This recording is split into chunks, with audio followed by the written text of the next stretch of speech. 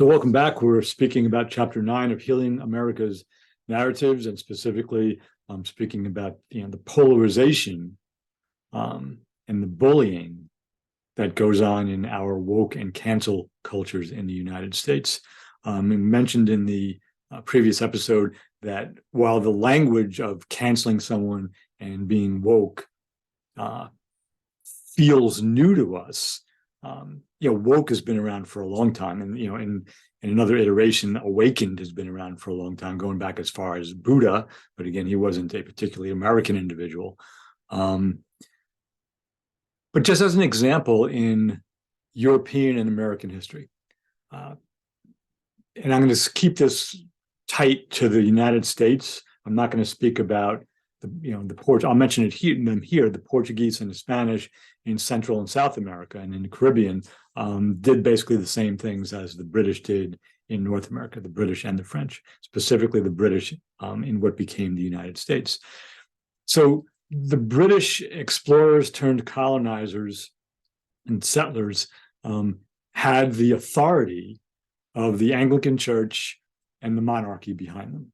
And so when they bumped into the cultures of Africa, right, who were not Christian cultures, who looked different, who spoke differently, who had different rituals, rather than saying, oh, a different culture, let's learn from each other. And again, I may be projecting 20th and 21st century values, back into history. Be that as it may, they felt they were more, and I'm going to put the language now, I'm going to impose the language historically. They felt in their Christianity and in their monarchy and in their, more violent weaponry and in their bigger boats, they were more awakened. They were more woke than the Africans that they bumped into. And so they tried to convert them, they killed them, and they enslaved them. That's an example of canceling. Once they got across the ocean and they got to the shores of what we now call North America and the United States, they bumped into the indigenous peoples of what we now call the Americas, Native Americans, American Indians. And again, these American Indians did not have Christ in their lives. And so the British felt that they were more awake, having accepted Christianity. All right? They had the monarchy behind them, so that authority. And rather than entering into a cultural exchange, they decided to kill, steal land from, enter into treaties with, and then break the treaties with the Native Americans. So, shorthand, the British, who later became Americans,